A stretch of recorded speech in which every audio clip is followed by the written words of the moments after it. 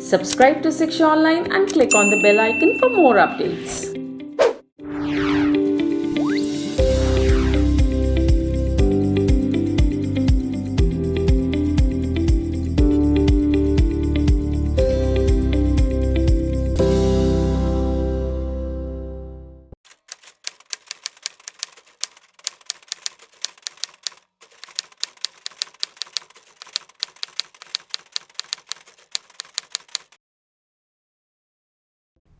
A warm welcome to all the viewers. Today we are going to talk about the subject final accounting. The lesson which we are going to discuss today is final accounts of not-for-profit organizations, and the topics which we would be covering today are introduction, objectives, meaning of final accounts of not-for-profit organization, receipt and payment account, and the last one is difference between the receipt and payment account and income and expenditure account. The meaning of not-for-profit organizations. Students, जैसे कि आप जानते हैं कि हम अपने चारों तरफ एनवायरनमेंट में जितनी भी ऑर्गेनाइजेशंस देखते हैं वो ज़्यादातर कमर्शियल ऑर्गेनाइजेशंस होती हैं, मतलब वो प्रॉफिट के लिए एस्टेब्लिश की जाती हैं. लेकिन अगर हम बात करें नॉट फॉर प्रॉफिट ऑर्गेनाइजेशंस की, जैसे कि library, school, clubs, hospital, resident welfare societies and associations, इनका पर्पस पब्लिक को सर्व करना होता है, या तो नॉमिनल अमाउंट या फीस पर या फ्री ऑफ कॉस्ट. तो जैसे कि अगर हम एक एग्जांपल लेते हैं हॉस्पिटल्स की, हॉस्पिटल के एग्जांपल में आप देखते हैं कि हॉस्पिटल बहुत कम अमाउंट पे या बहुत कम फीस पर पेशेंट्स को देखता है. The purpose is to serve the society and the purpose is to have welfare in the society. अगर हम बात करें नॉट फॉर प्रॉफिट ऑर्गेनाइजेशंस की, तो ये अपनी इनकम जो ऑब्टेन करते हैं, इनके इनकम के सोर्सेज मेजरली रहते हैं सब्सक्रिप्शन, जो इनके एनुअल मेंबर्स से आती है. सेकंड सोर्स रहता है इनका grant from government, and third source is basically donations received from public और डिफरेंट मेंबर्स.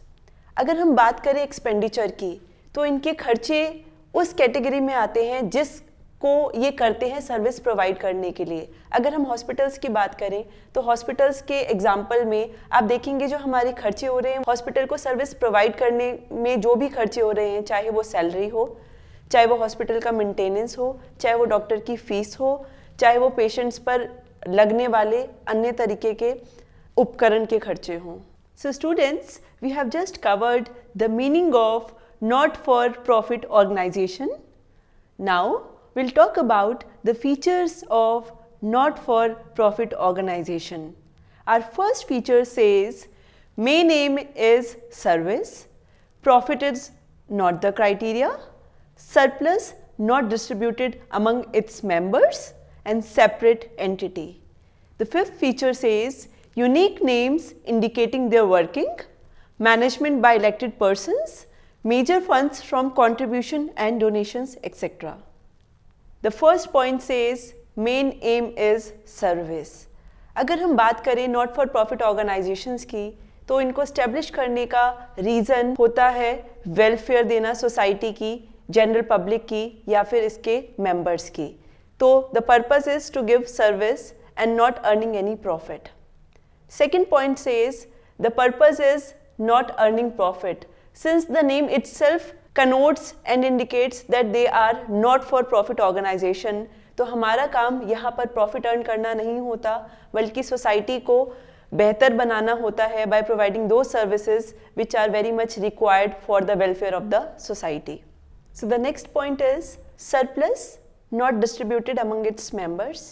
अगर हम बात करें इनकम एंड एक्सपेंडिचर अकाउंट की, अगर इनकम ज़्यादा है और एक्सपेंडिचर कम है, इसका मतलब हमारे पास जो रिमेनिंग है that would not be called as profit, that would be known as surplus.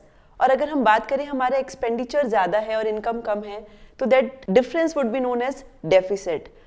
अगर हमारे पास इनकम ज़्यादा है और हमारे पास सरप्लस आ रहा है, तो उसका जो डिफरेंस है दैट इज़ नेवर एडेड और given to the members, that is added to the capital fund account.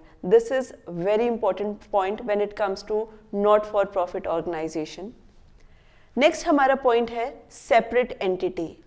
जैसे कि अगर हम कमर्शियल ऑर्गेनाइजेशंस की बात करें, पार्टनर और मेंबर्स दे मे कम दे मे गो, चाहे उनका एडमिशन हो चाहे डेथ हो, बट द ऑर्गेनाइजेशन और NPO not for profit organization is never affected by the entry or exit of its any member, and hence it is having separate entity.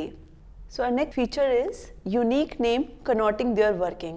अगर हम बात करें NPO के नेम्स की, जैसे कि नाम है श्री कीर्तन मंडली या श्री सत्य डांस अकेडमी, तो यहाँ पर आप देख सकते हैं कि इनके नाम में इनके नेचर एंड फंक्शनिंग का जिक्र होता है।